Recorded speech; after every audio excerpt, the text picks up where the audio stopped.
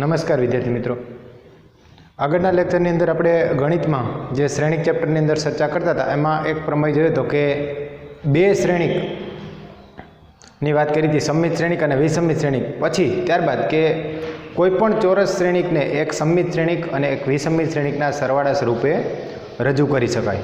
બરાબર, કે કોઈ એક શ્રેણિક એ જે છે તો એને એક સમમિત શ્રેણિક અને બીજો વિસમિત શ્રેણિક આના સરવાળા સ્વરૂપે રજૂ કરી શકાય. કઈ રીતે? તો કે આ બેનો સરવાળો કરો તો ફરીથી એ આવી જવો જોઈએ. બરાબર, તો એમાં આપણે જોયું હતું કે એ બરાબર 1/2 એ વત્તા એ ડેશ વત્તા 1/2 એ માઇનસ એ ડેશ, જ્યાં એ વત્તા એ ડેશ વાળો આ શ્રેણિક જે છે એ કેવો છે? તો કે આ સમમિત શ્રેણિક છે અને આ વિસમિત શ્રેણિક છે. બરાબર, આ વાત આપણે જોઈ હતી. તો આજે એમાં જે એક MCQ બાકી હતો એ લઈ અને પછી આપણે આગળ વધીએ, નવી થિયરીની વાત પછી કરીએ. એક સ્વાધ્યાય 3.3ની અંદર એક જે MCQ બાકી હતો એ જોઈ લઈએ પહેલાં. જો એમાં MCQ નંબર 11 કે એ અને બી સમાન કક્ષાવાળા સમમિત શ્રેણિક હોય તો AB માઇનસ BA એ પછી અલગ અલગ 4 ઓપ્શન આપ્યા છે કે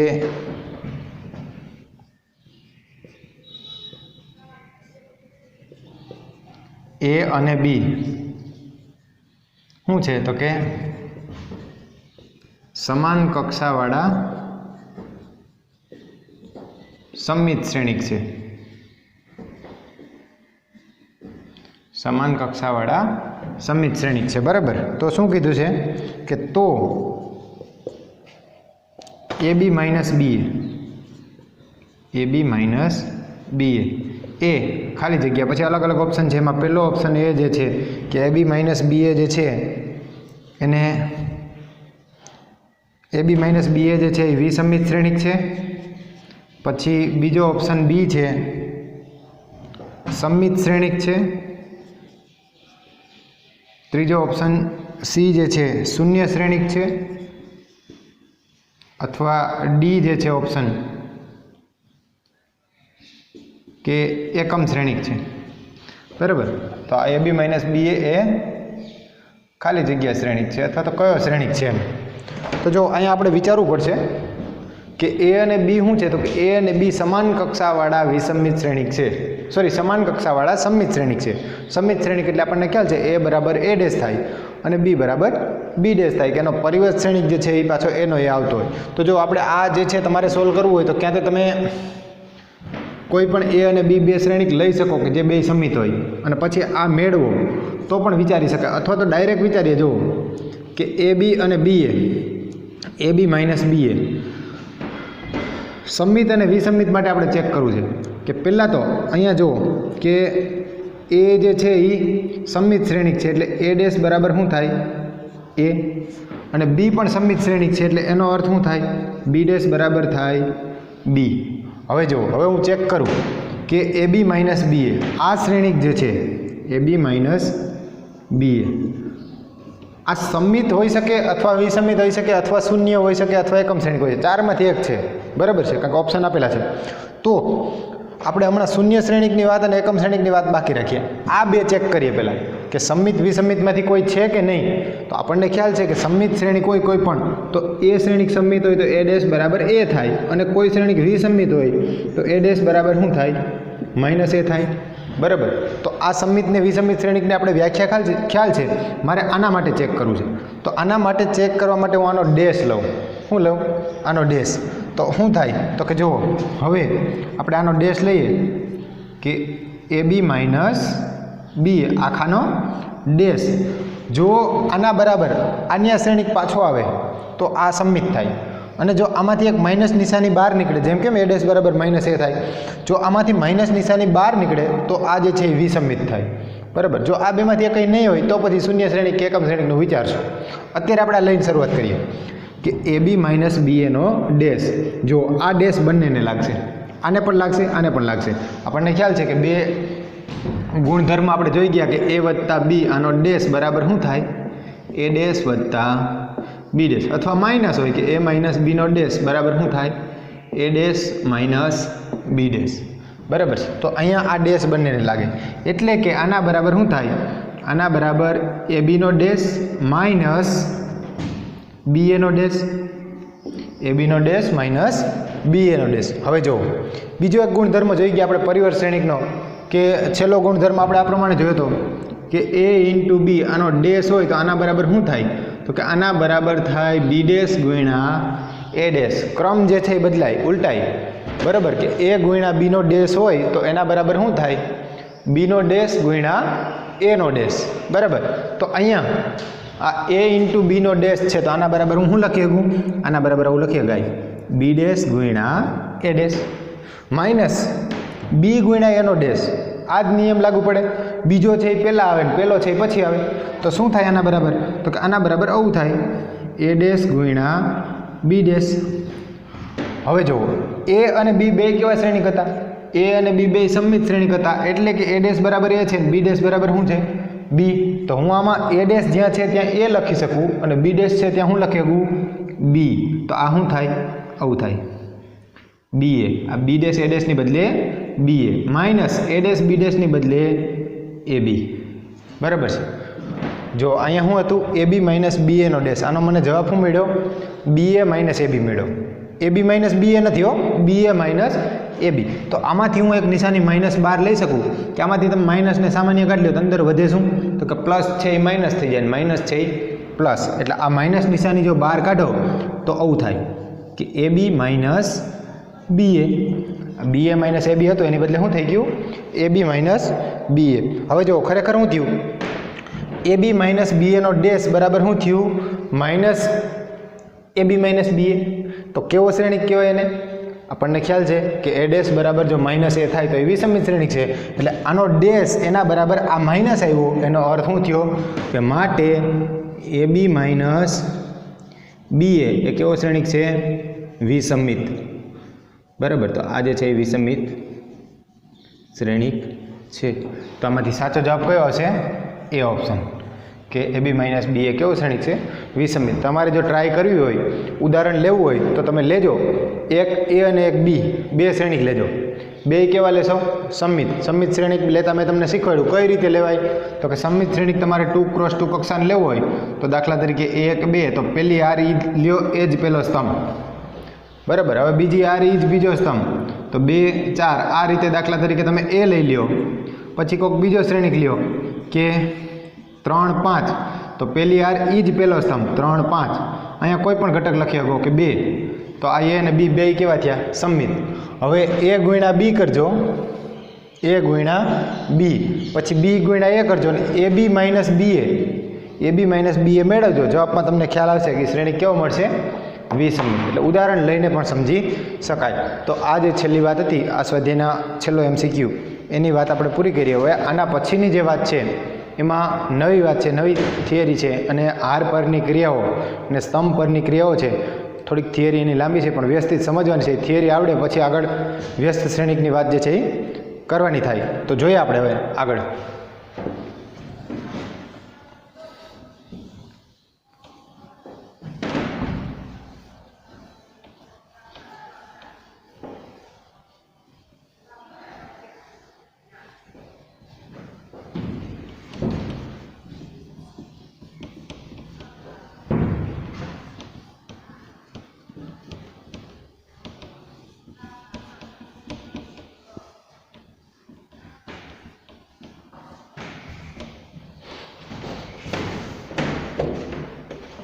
જો આ સ્વાધ્યાય પૂરું થાય પછી આના પછીનું છેલ્લું એક સ્વાધ્યાય છે 3.4 અને પછી તો ડાયરેક્ટ પ્રક્રિયાનો સ્વાધ્યાય આવી જાય. તો આ સ્વાધ્યાય માટેની જે અગાઉની જે થિયરી છે 3.4 પહેલાંની એમાં વ્યસ્ત શ્રેણિક માટે છે. તો શ્રેણિક પરની પ્રાથમિક પ્રક્રિયા અથવા પરિવર્તન જે પેજ નંબર 74 ઉપર આપેલું છે કે શ્રેણિક પરની પ્રાથમિક હારની પ્રક્રિયાઓ અથવા સ્તંભની પ્રક્રિયાઓ કોને કહેવાય, કેવી રીતે થાય, એને કેમ દર્શાવવી, આ બધી વાત છે. અને આ વાત જે છે એ આના પછીનું ચેપ્ટર જે આવશે નિશ્ચયક એમાં 5 પ્રમેય આવશે, એમાં પણ આ વાત બહુ ઉપયોગી થશે. એટલે આ બરાબર સમજવાની છે. તો જોઈએ આપણે કે શ્રેણિકની હાર ઉપરની તમારી પાસે બુક હોય એમાં વ્યવસ્થિત વાંચવાની છે આ જે થિયરી છે કે શ્રેણિકની હાર ઉપરની 3 પ્રકારની અને તેના સ્તંભ પરની 3 પ્રકારની એમ કુલ 6 પ્રાથમિક ક્રિયાઓ અથવા પરિવર્તનો કરી શકાય. આ પ્રક્રિયાઓને પ્રાથમિક પ્રક્રિયાઓ અથવા પરિવર્તનો કહેવાય. તો એમાંની પહેલી વાત જે છે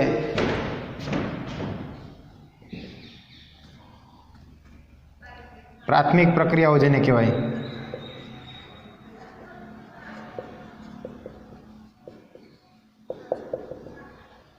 એમાંની પહેલી વાત છે કોઈ પણ 2 હાર અથવા 2 સ્તંભ અદલ બદલ અથવા આઈમી હાર અને જેમી હારને અદલા બદલી જે છે એને સંકેતમાં આર આઈ, આર જે અથવા આઈમો સ્તંભ અને જેમા સ્તંભની અદલા બદલી જેને દર્શાવાય સી આઈ જે.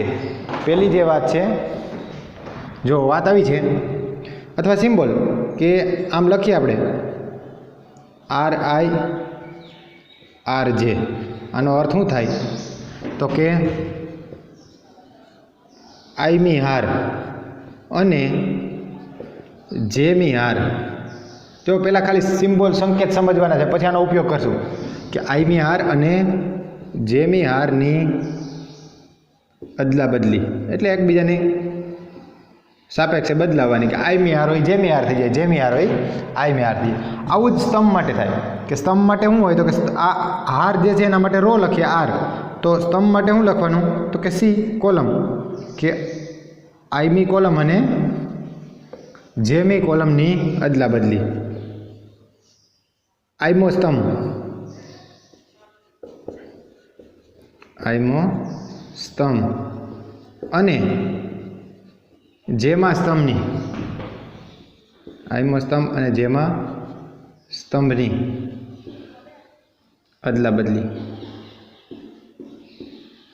આ બીજી વાત, બરાબર, કે આઈમો સ્તંભ અને જેમો સ્તંભની અદલા બદલી. ઉદાહરણ તરીકે હું તમને આપું કે દાખલા તરીકે એક શ્રેણિક જે છે એ બરાબર આપણે શ્રેણિક લખીએ 1 3 4 2 1 0 5 7 9. આ શ્રેણિક એ છે, બરાબર. હવે આમાં દાખલા તરીકે હું આવી ક્રિયા કરું કે R1 R2 ક્રિયા કરતા આ ક્રિયા કરો. વિચારો, જુઓ અહીંયા આપણે શું કીધું આર આઈ આર જે એટલે શું આઈમી આર અને જેમી આરની અદલા બદલી એટલે ઉલટાવી નાખવાની. આઈમી હોય ને જેમી કરી નાખવાની, જેમી હોય ને આઈમી આર કરી નાખવાની. તો અહીંયા R1 R2 આનો મતલબ શું થાય કે પહેલી આર અને બીજી આરની અદલા બદલી કરવી, બરાબર. તો આ R12 ક્રિયા કરતા મળતો શ્રેણિક આ ક્રિયા કરો ને પછી જે મળતો શ્રેણિક છે એ શું થાય જુઓ તો કે પહેલી આર અને બીજી આરની અદલા બદલી. તો અહીંયા હું બદલાવી નાખું, બીજી આર છે એ પહેલી આર કરી નાખો, પહેલી આર છે એ બીજી આર. તો શું થાય તો કે આ પ્રમાણે થાય 2 1 0 2 1 0 1 3 4. જોવો જે સમજો જે બરાબર. આ 2 1 3 અહીંયા આવી ગયા, 1 3 4 અહીંયા આવી ગયા એટલે બે બદલાવ્યા મેં ટૂંકમાં. ત્રીજી આર એમને રહેશે કારણ કે અહીંયા પહેલી ને બીજી આરની જ અદલા બદલી કરવાની હતી. તો ત્રીજી આર શું હતી તો કે 5 7 9, બરાબર. તો આ શ્રેણિક મળે, આ શ્રેણિક મળે. તમને એમ કહે કે R1 R3 ક્રિયા કરો તો શું કરવાનું પહેલી આર અને ત્રીજી આરને બદલાવાની. R2 3 કહે તો બીજી આર અને ત્રીજી આરને બદલાવાની. આવું જ સ્તંભ માટે છે કે આના પરથી લખો તમે અહીંયા કે C1 અથવા C2 3 કરીએ કે C2 C3 ક્રિયા કરતા આ ક્રિયા કરતા મળતો શ્રેણિક. જોવો જે વિચારો જે મેં જે ઉદાહરણ લીધું એ જ એની જ અંદર કે અહીંયા કઈ ક્રિયા કરું હું C2 C3 એટલે બીજી કોલમ અને ત્રીજી કોલમને બદલાવાની, બીજો સ્તંભ અને ત્રીજો સ્તંભને અદલ બદલ કરવાનો. તો આનાથી મળતો શ્રેણિક જો પહેલો સ્તંભ એમને રહે, પહેલો સ્તંભ મેં શું લખ્યો છે અહીંયા 1 2 5 આ એમને 1 2 5. બીજો અને ત્રીજો સ્તંભ અદલ બદલ થાય એટલે ત્રીજો છે એ બીજો થઈ જાય, બીજો છે એ ત્રીજો થઈ જાય. તો આ 3 1 7 જે છે બીજો સ્તંભ એ કયો સ્તંભ થઈ જાય ત્રીજો. એટલે અહીંયા આવે 3 1 7 અને જે ત્રીજો છે 4 0 9 એ કેટલામાં સ્તંભ થઈ જાય બીજો. એટલે એ આગળ આવી જાય કે 4 0 9 આ મળે, બરાબર. તો તો આ જે છે એ શ્રેણિકના બીજા સ્તંભ અને ત્રીજા સ્તંભની અદલાબદલી કરતાં મળતી વાત. એટલે પહેલી વાત ખાસ તમારે આ સિમ્બોલ બે મગજમાં બેસાડવાના, આર આઈ આર જે અને સી આઈ સી જે. હારની અદલાબદલી અથવા સ્તંભની અદલાબદલી એને લખાય આ રીતે, બરાબર. આ પહેલું સિમ્બોલિક સ્વરૂપ. હવે આગળ વાત કરીએ બીજી વાત કે એના પછી તમને આમાં બુકની અંદર આનું ઉદાહરણ પણ આપ્યું છે કે ઉદાહરણ તરીકે એક એ શ્રેણિક આપ્યો છે 1 2 1 -1 √3 1 5 6 7. એના પર R1 R2 ક્રિયા કરતાં આપણને નવો શ્રેણિક જે મળે -1 √3 1 1 2 1 અને 5 6 7. પહેલી અને બીજી હારને અદલબદલ કરે છે, બરાબર.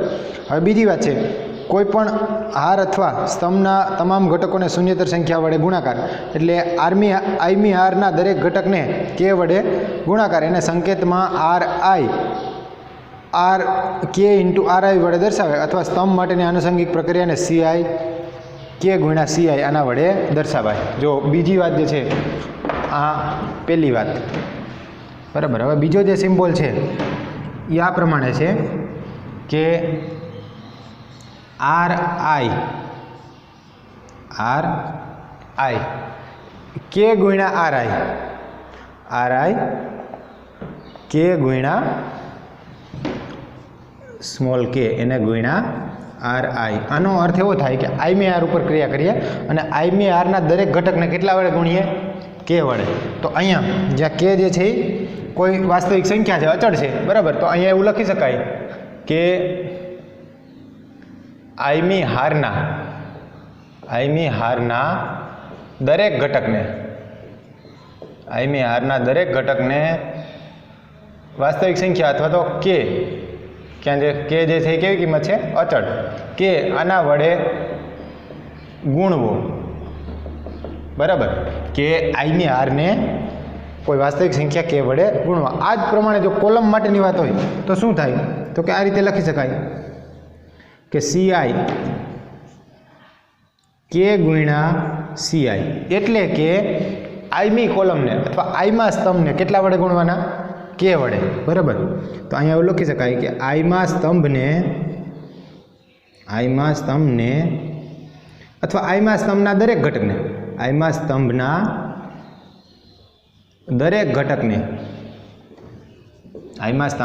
ઘટકને કે વડે ગુણવો. કે આના દરેક ઘટકને આપણે કેટલા વડે ગુણશું? કે વડે ગુણશું, બરાબર. તો આ થયો એનો સિમ્બોલ. હવે જો દાખલા તરીકે તમને ઉદાહરણ આપું કે અહીંયા એક શ્રેણિક હું એ લખું કે 2 4, અથવા તો ઉપરનો શ્રેણિક રાખીએ ને આપણે, જે એક ઉદાહરણમાં લીધો એ જ લઈએ. ચાલો 1 3 4 2 1 0 5 7 9. હવે હું એક ક્રિયા લખું કે દાખલા તરીકે અહીંયા હું લખું કે R1 2 ગુણ્યા R1 2 ઇન્ટુ અથવા 3 ઇન્ટુ કે 2 ઇન્ટુ R1. તો આનો અર્થ શું થાય? પહેલી હારને કેટલા વડે ગુણવાની? 2 વડે. એટલે પહેલી હારના દરેક ઘટકને 2 વડે ગુણવાના. તો આ ક્રિયા કરતાં મળતો શ્રેણિક, આ ક્રિયા કરો તમે, ક્રિયા કરતાં મળતો શ્રેણિક શું થાય? તો કે એમાં ક્યાં ચેન્જ આવશે? તો કે પહેલી હારમાં ફેરફાર આવશે.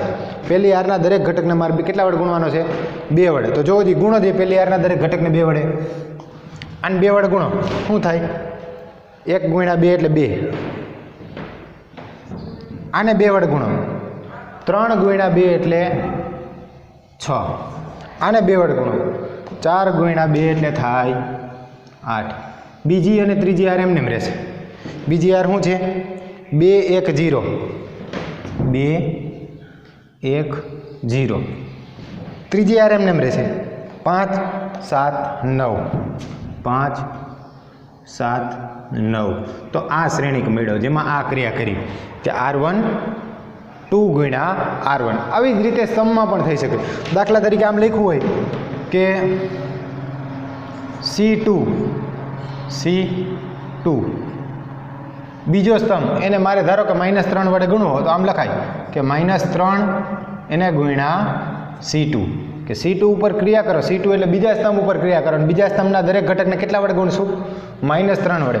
તો આ ક્રિયા કરતાં મળતો શ્રેણિક શું થાય?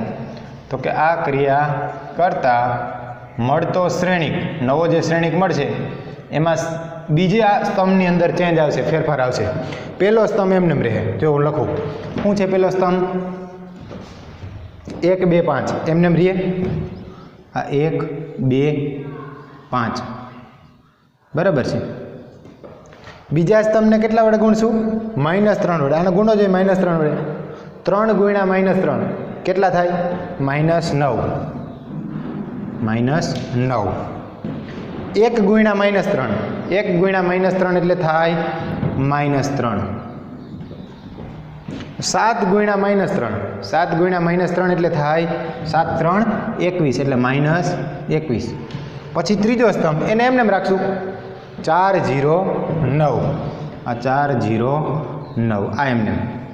તો આ શ્રેણિક મેળવ્યો. જો આમાં ક્રિયા મેં કઈ કરી કે C2 -3 ગુણ્યા C2 એટલે બીજી કોલમને -3 વડે ગુણી. એટલે આ બીજી વાત કે RI K ગુણ્યા RI એટલે શું?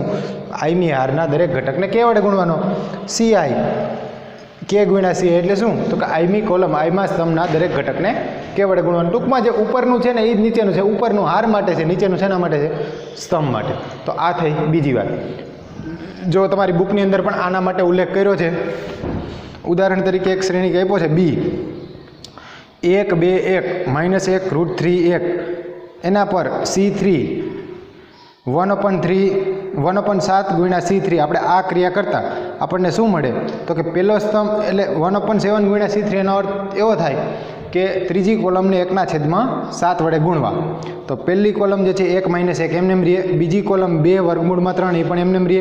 ત્રીજી કોલમમાં જે 1 1 હતો એની બદલે 1/7 1/7 આવે. બરાબર, 1/7 વડે ગુણવાનું. ઘણી જગ્યાએ આ સિમ્બોલ જે છે આના માટે બે બાજુ એરો દર્શાવે, આના માટે એક જ બાજુ એરો દર્શાવે. બુકમાં શરૂઆતમાં બે બાજુ દર્શાવ્યો, પછી ઉદાહરણ જે આપ્યું ને એમાં એક જ બાજુ દર્શાવ્યો કે R1 ઉપર ક્રિયા કરો છો અને એને આ ટૂંકમાં જે છે એ એક જ બાજુ એરો એક બાજુ દર્શાવશું આપણે પણ.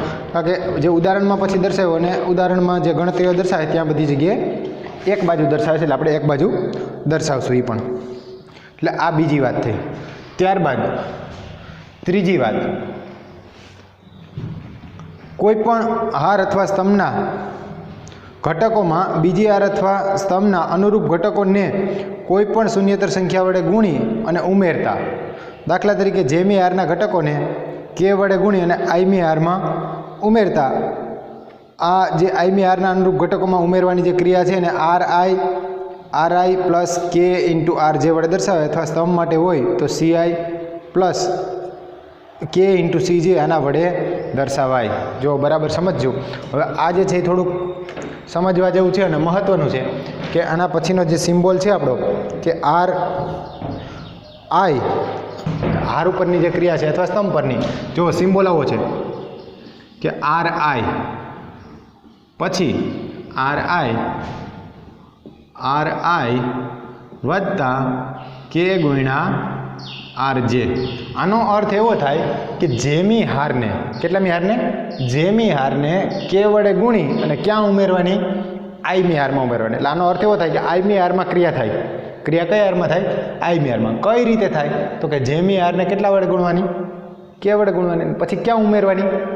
આઈમી હારમાં. તો આને મારે લખવું હોય તો હું આ રીતે લખી શકું કે જેમી હારને K વડે ગુણી, કેટલા વડે ગુણી? K વડે ગુણી ને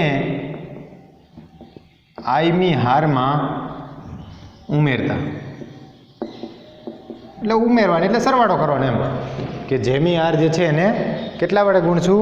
તો કે જેમી હારને K વડે ગુણશું અને પછી ક્યાં ઉમેરશું એને? તો કે એને ઉમેરશું આઈમી હારમાં. બરાબર છે. આ જ પ્રમાણે જો કોલમ માટે લખવું હોય, સ્તંભ માટે, તો પણ લખી શકાય કે સ્તંભ માટે લખવું હોય તો શું આવે? આરની જગ્યાએ શું આવશે? C આવશે. તો આને આમ લખી શકાય કે CI વત્તા K ગુણ્યા CJ. આનો અર્થ શું થાય? જેમી કોલમને અથવા જેમાં સ્તંભને K વડે ગુણી અને ક્યાં ઉમેરવાના? આઈમાં સ્તંભમાં. તો આને તમારે લખવું હોય તો લખી શકાય આમ કે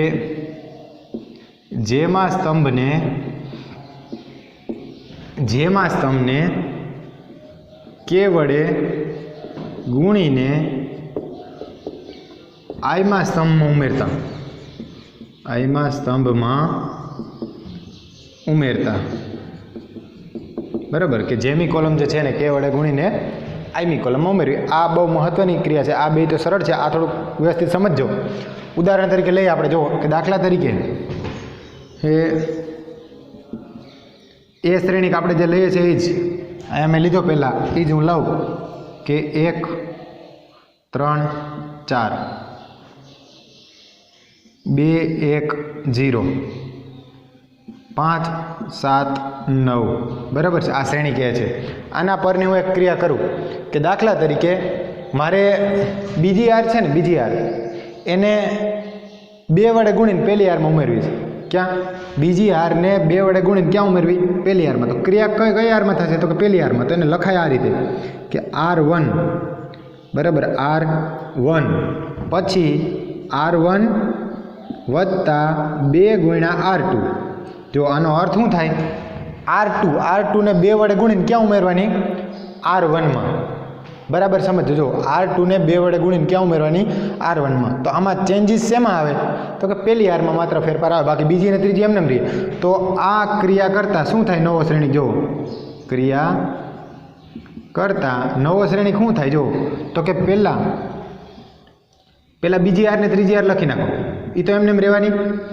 બીજી આર શું છે? 2 1 અને 0, 5 7 અને 9.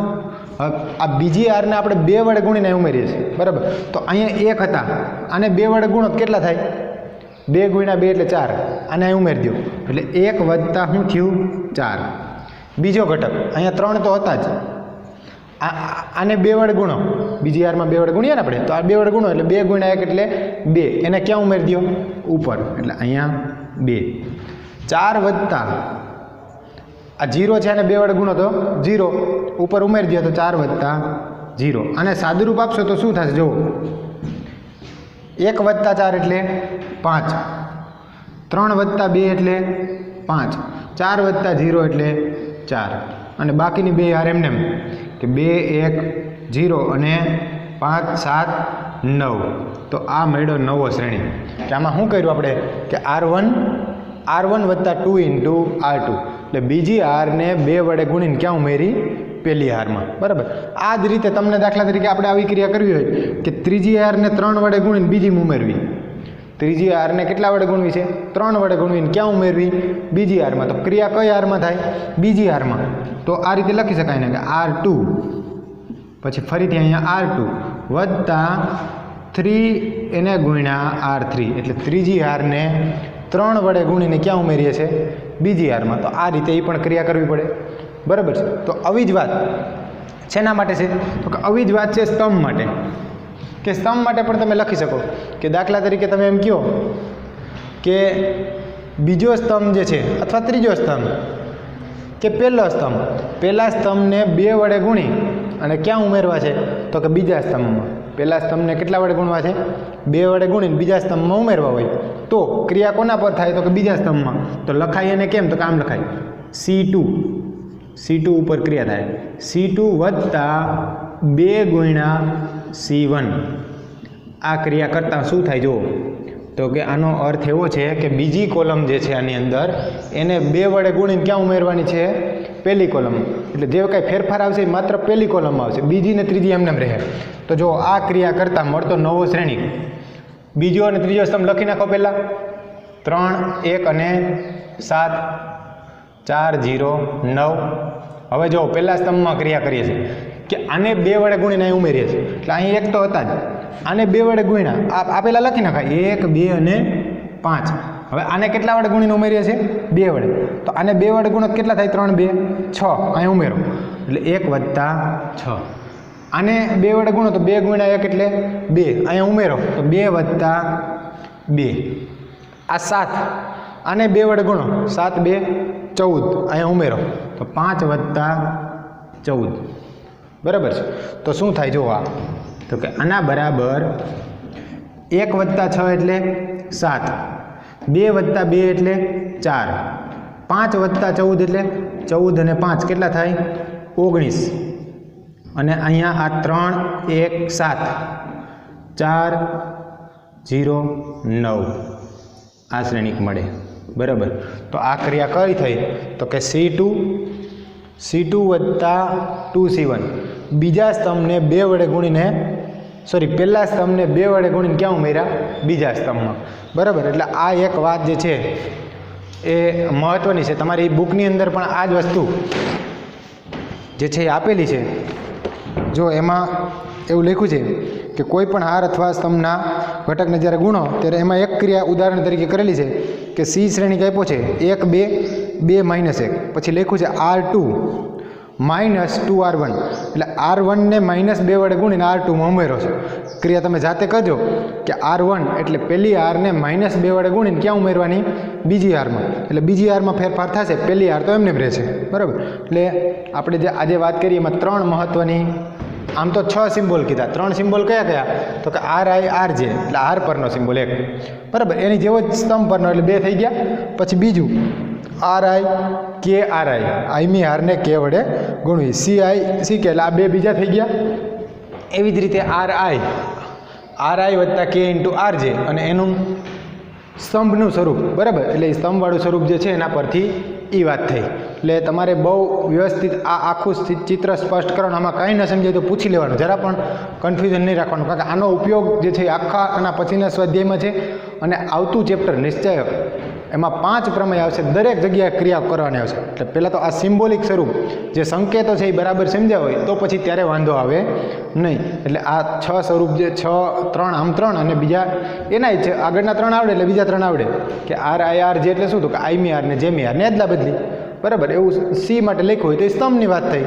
પછી આમાં કોઈ પણ આપણે તમને કે આમ લખો કે C2 C3 તો આનો મતલબ શું થયો બીજા ને ત્રીજા સ્તંભને અદલા બદલી, આમ લખો કે R1 R3 તો આનો મતલબ શું થયો પહેલી અને ત્રીજી આરની અદલા બદલી બરાબર। એટલે આ સિમ્બોલ પછી RI KRI આઈમી આરને કેટલા વડે ગુણવાની K વડે, એના દરેક ઘટકને ગુણવાનો, CI KCI એટલે આઈમા સ્તંભને K વડે ગુણવાનો। તો આઈમી આર ને જેમી આર ને એ તો જનરલ વાત છે, પછી આપણે આઈમી આર ને જેમી આર નહીં આવે, આપણે તો પહેલી આવશે અથવા બીજી આવશે અથવા વધીને ત્રીજી આવશે બરાબર। 3x3 શ્રેણી કઈ છે એટલે 2 થી 3 શ્રેણી સુધીમાં પહેલી બીજી ત્રીજી હાર આવે અથવા પહેલો બીજો ત્રીજો સ્તંભ આવશે।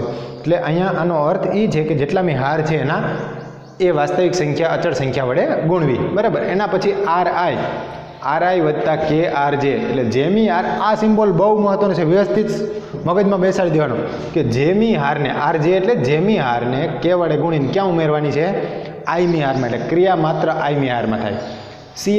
CI વત્તા KCJ એટલે જેમી કોલમને અથવા જેમા સ્તંભને K વડે ગુણીને ક્યાં ઉમેરશું આઈમા સ્તંભમાં બરાબર। એટલે આમાં ક્રિયા ક્યાં થશે તો કે આઈમા સ્તંભમાં, જેમાં આપણે 2 ઉદાહરણ પણ લીધા। એટલે તમારે પહેલાં તો આ એટલું વ્યવસ્થિત લખીને સ્પષ્ટ સમજી લેવાનું, પછી બુકની અંદર જે 3 વાત આપેલી છે એ પણ વાંચવાની બરાબર, કે બુકમાં જે છે અહીંયા આપેલી છે 3 ક્રિયાઓ જે મેં વાત કરી આખું લખેલું છે, એટલે એ પણ વ્યવસ્થિત સમજવાનું।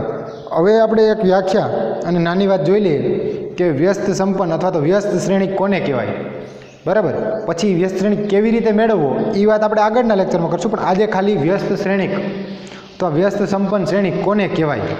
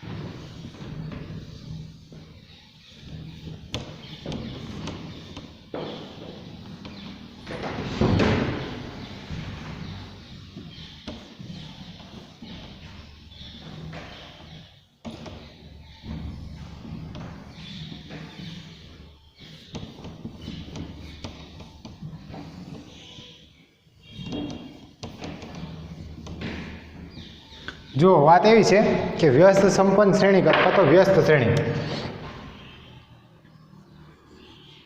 એમાં વ્યસ્ત સંપન્ન શ્રેણિક માટે લખ્યું છે, પણ આપણે ડાયરેક્ટ વ્યસ્ત શ્રેણિક લઈએ. જો વ્યસ્ત શ્રેણિકની વ્યાખ્યા લખતા પહેલાં આપણે ખાલી વ્યસ્ત સંખ્યાઓની વાત કરીએ કે ગુણાકાર માટે વ્યસ્ત, આપણને ખ્યાલ છે ગુણાકાર માટેનો જે એકમ ઘટક છે એ શું છે, તો કે ગુણાકાર માટેનો એકમ ઘટક 1 છે. એકમ ઘટક શું છે? 1. બરાબર. તો એકમ ઘટક 1 છે. તો આના માટે દાખલા તરીકે તમને એમ કહે કે 5નો વ્યસ્ત શું થાય, તો તમને ખ્યાલ આવે કે 5નો વ્યસ્ત એટલે 5 ગુણ્યા અહીંયા કઈ સંખ્યા લખો તો જવાબ 1 મળે, એકમ ઘટક આવે. તો આપણને ખ્યાલ આવે કે 5 ગુણ્યા કેટલા કરો તો 1 આવે, તો કે 5 ગુણ્યા શું કરીએ, 1/5.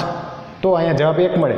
તો આ 5નો વ્યસ્ત શું થાય, 1/5 કે 5નો વ્યસ્ત, 5નો વ્યસ્ત શું થાય, 1/5 થાય. એટલે ખરેખર કે એ જે સંખ્યા, કોઈ પણ સંખ્યા માટે તમારે વ્યસ્ત સંખ્યા જોઈએ છે, તો એ સંખ્યા જે છે એને એવી સંખ્યા વડે ગુણો કે એનો જવાબ શું આવી જાય, એકમ ઘટક. અને ગુણાકાર માટેનો એકમ ઘટક 1 છે, તો 1 આવી જાય તો એને આપણે વ્યસ્ત કહીએ કે 5નો વ્યસ્ત 1/5 છે. જ્યારે 1/5નો વ્યસ્ત શું થાય, 5 થાય. બરાબર. આ વાત અગાઉની છે. હવે જો આવી જ વાત તમારે શ્રેણિક માટે કરવી હોય તો એવું કહી શકાય કે વ્યસ્ત શ્રેણિક એટલે શું, તો કે એક શ્રેણિક એ હોય તો આ શ્રેણિક એ જે છે ચોરસ શ્રેણિક, શ્રેણિક એ કેવો શ્રેણિક છે, ચોરસ શ્રેણિક. તો આના માટે બીજો શ્રેણિક બી એવો મળે, એવો અસ્તિત્વ ધરાવે, બી જે શ્રેણિક છે ચોરસ શ્રેણિક એવો મળે કે જેથી શું થાય, તો કે એ અને બી બંનેનો તમે ગુણાકાર કરો, એ અને બી બંનેનો ગુણાકાર કરો તો એકમ શ્રેણિક એટલે આઈ આવી જાય. તો આ બી જે છે એને એ શ્રેણિકનો વ્યસ્ત શ્રેણિક કહેવાય. બીને શું કહેવાય, એનો વ્યસ્ત. જેવી રીતે અહીંયા 5 માટે એવી સંખ્યા મળી હતી કે જેનો ગુણાકાર કરતાં 1 આવી ગયો, તો આ 1/5 છે અને 5નો વ્યસ્ત કહેવાય.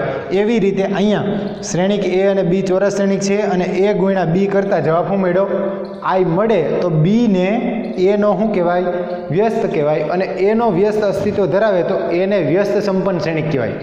એને કેવો શ્રેણિક કહેવાય, વ્યસ્ત સંપન્ન શ્રેણિક. કે એનો વ્યસ્ત મળવાનો છે અથવા મળશે તો એને કહેવાય વ્યસ્ત સંપન્ન શ્રેણિક. અને બીને શું કહેવાય, એનો વ્યસ્ત. અને આ એનો વ્યસ્ત હોય તો એના વ્યસ્તને કઈ રીતે દર્શાવાય, તો કે એનો વ્યસ્ત જે બી છે એને એનો વ્યસ્ત એટલે બી છે એને આ રીતે લખાય, એ ઇન્વર્સ, એની ઉપર -1 એટલે એ ઇન્વર્સ. બરાબર. તો વ્યાખ્યા લખવી તો આવી રીતે લખાય વ્યસ્ત શ્રેણિકની કે ચોરસ શ્રેણિક, ચોરસ શ્રેણિક એ માટે, ચોરસ શ્રેણિક એ માટે બીજો ચોરસ શ્રેણિક બી, બીજો ચોરસ શ્રેણિક બી એવો અસ્તિત્વ ધરાવે, બીજો શ્રેણિક બી એવો અસ્તિત્વ ધરાવે કે જેથી એ ગુણ્યા બી અથવા બી ગુણ્યા એ ગુણ્યા બી કયો અથવા બી ગુણ્યા એ કયો આના બરાબર શું થાય, તો કે આઈ થાય. એ ગુણ્યા બી અથવા બી ગુણ્યા એ બરાબર શું થાય, આઈ થાય. તો શ્રેણિક બીને એનો, શ્રેણિક બીને શ્રેણિક એનો વ્યસ્ત શ્રેણિક કહેવાય. શ્રેણિક બીને એનો વ્યસ્ત શ્રેણિક કહેવાય. અને તથા જે છે એને વ્યસ્ત સંપન્ન શ્રેણિક કહેવાય, વ્યસ્ત સંપન્ન શ્રેણિક કહેવાય. બરાબર. આ વ્યાખ્યા તમારે બરાબર મગજમાં બેસાડવાની છે કે વ્યસ્ત શ્રેણિક એટલે શું, તો કે એક ચોરસ શ્રેણિક એ છે એની સામે બીજો ચોરસ શ્રેણિક બી એવો મળે કે જેથી એ ગુણ્યા બી કરો તો શું થઈ જાય, આઈ, એકમ શ્રેણિક. એકમ શ્રેણિક એટલે શું, જેના અગ્રવિકર્ણના ઘટક 1 હોય, બાકીના બધા 0 હોય. કે દાખલા તરીકે 2 કક્ષાનો એકમ શ્રેણિક હોય તો 1 0 0 1, 3 કક્ષાનો એકમ શ્રેણિક હોય તો 1 0 0 0 1 0 અને 0 0 1. તો આ એ ગુણ્યા બી અથવા બી ગુણ્યા એ બરાબર આઈ થાય.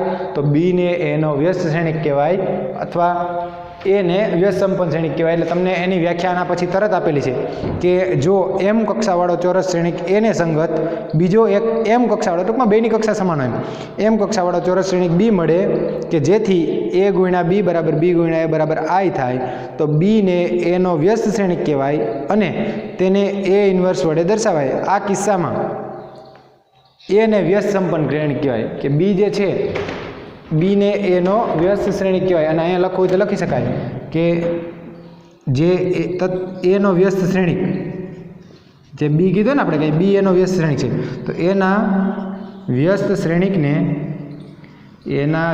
શ્રેણિકને એ ઇન્વર્સ વડે દર્શાવાય. આવું પણ લખી શકાય કે એનો વ્યસ્ત શ્રેણિક છે તો એને શેના વડે દર્શાવાય? એ ઇન્વર્સ વડે. બરાબર. તો આ એક વાત છે. અને એક ઉદાહરણ તરીકે તમને આપ્યું છે બુકની અંદર, એ આપણે જોઈ લઈએ કે કોનો વ્યસ્ત શ્રેણિક કેવી રીતે મેળવવો એ વાત હજી બાકી છે, એ આપણે હજી જોવાનું છે. પણ એના માટે થોડાક બીજા નિયમો છે એ સમજવા પડશે. અત્યારે ખાલી કોનો વ્યસ્ત કહેવાય એ સમજીએ.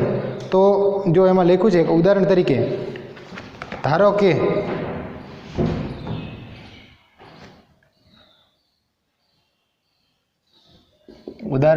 છે ધારો કે એ બરાબર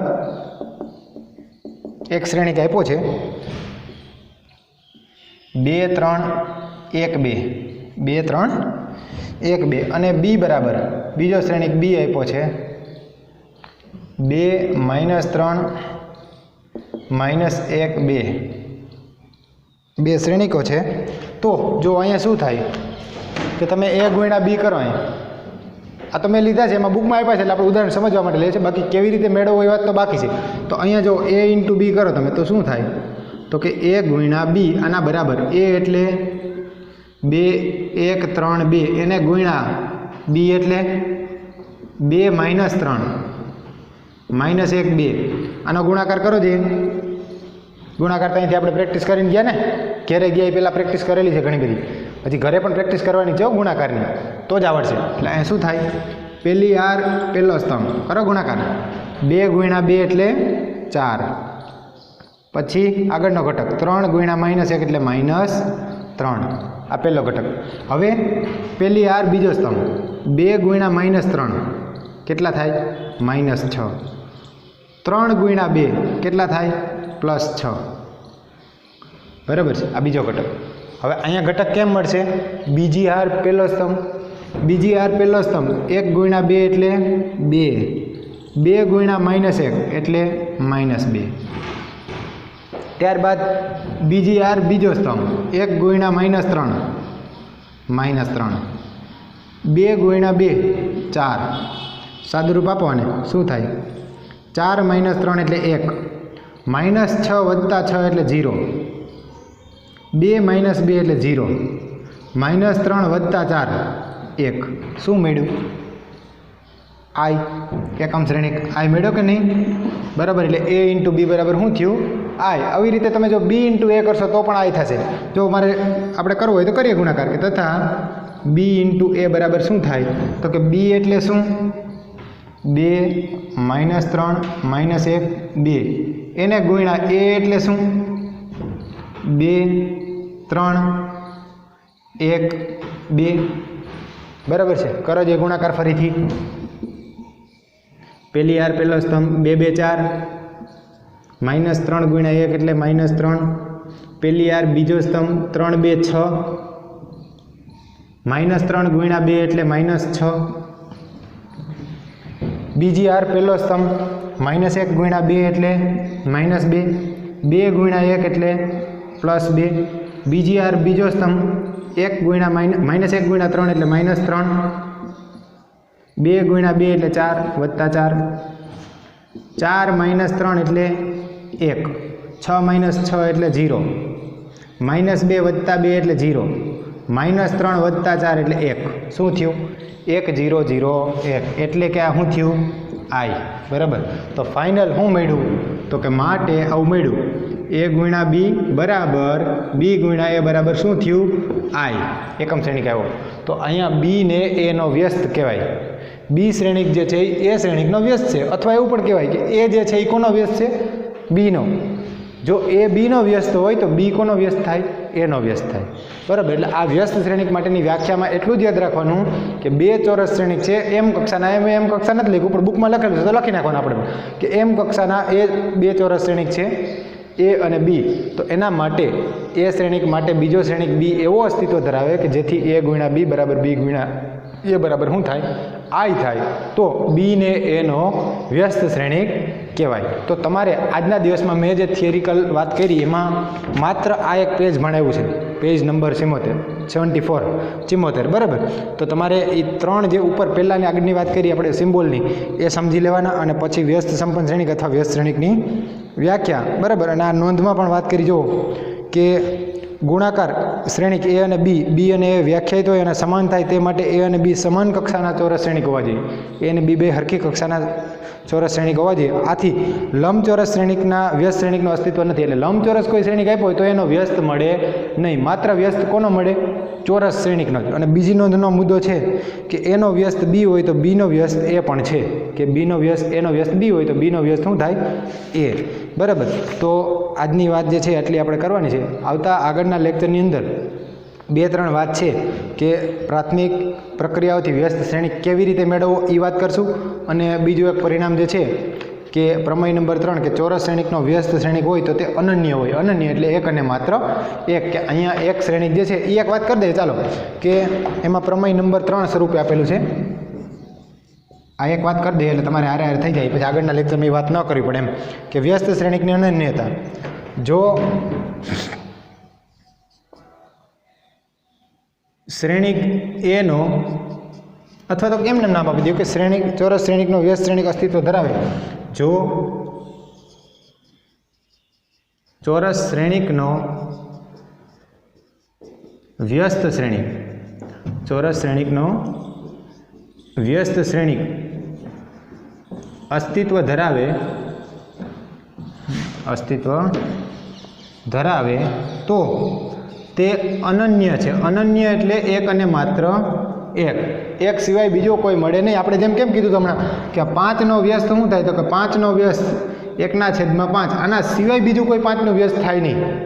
5નો વ્યસ્ત માત્ર એક જ મળે, કોણ? 1/5. એવી રીતે એક શ્રેણિક એ હોય તો એનો વ્યસ્ત બીજો માત્ર એક જ શ્રેણિક મળે. અનન્ય, બરાબર સમજો. અનન્ય એટલે એક અને માત્ર એક. અનન્યનો અર્થ શું થાય? અનન્યનો અર્થ થાય એક અને માત્ર એક. એક અને માત્ર એક, અથવા એક જ, જે કયો એક અને માત્ર એક કયો, અથવા એક જ, એમ એક સિવાય નહીં. તો જો કોઈ શ્રેણિકનો વ્યસ્ત શ્રેણિક અસ્તિત્વ ધરાવતો હોય તો એ કેવો હોય? અનન્ય, એટલે એક અને માત્ર એક, એના સિવાય બીજો કોઈ મળે નહીં. એટલે આ પ્રમેય નંબર 3 છે. એની સાબિતી પણ આપી છે, પણ આપણે સાબિતીની કોઈ જરૂર નથી. માત્ર આપણે યાદ રાખશું કે કોઈ ચોરસ શ્રેણિક છે એનો વ્યસ્ત શ્રેણિક જો અસ્તિત્વ ધરાવતો હોય તો કેવો હોય? અનન્ય, એટલે એક અને માત્ર એક, એના સિવાય બીજો કોઈ મળે નહીં. એટલે આ પરિણામનો પણ જે છે એ આપણે ધ્યાનમાં રાખશું કે MCQમાં કે ઉપયોગમાં આવે કે અનન્ય હોય શ્રેણિક જે છે એ કેવો હોય? વ્યસ્ત શ્રેણિક, તો કે અનન્ય એટલે એક અને માત્ર એક. તો હવે જે મેં કીધું એ પ્રમાણે આગળ હમણાં બોર્ડમાં વાત કરી, અને આ બે વસ્તુ તમારે એકદમ ક્લિયર કરી નાખવાની. આજ કોઈ દાખલા ગણવાના નથી, બરાબર. એક પણ દાખલો હોમવર્કમાં કે આપણે અહીંયા બોર્ડ ઉપર ગણાવ્યો નથી, પણ આટલા મુદ્દા તમારે સ્પષ્ટ કરવાના છે. એમાંથી કોઈ પણ મુદ્દો ન સમજાય તો પૂછી લેવાનો. અને આ લેક્ચર જોયા પછી તરત હોમવર્ક જે છે એ આની આ બધી જે વાત કરી એ લખી એ બુકમાં પણ આપેલું છે, એટલે થિયરીની બુકમાં વ્યવસ્થિત લખી અને મોકલી આપવાનું. આપણે ચેક કરશું, બરાબર. કાલ જો નહીં મોકલું હોય તો આગળના લેક્ચરની અંદર એને આપણે જાણ કરશું પેરેન્ટ્સને. તો આજે અહીંયા સુધી રાખશું. આવતા આગળના લેક્ચરની અંદર પ્રાથમિક આરની પ્રક્રિયા ઉપરથી વ્યસ્ત શ્રેણી કેવી રીતે મેળવવો એના દાખલા જે છે આપણે આવતા લેક્ચરમાં જોશું. આજે અહીંયા સુધી રાખીશું. Thank you.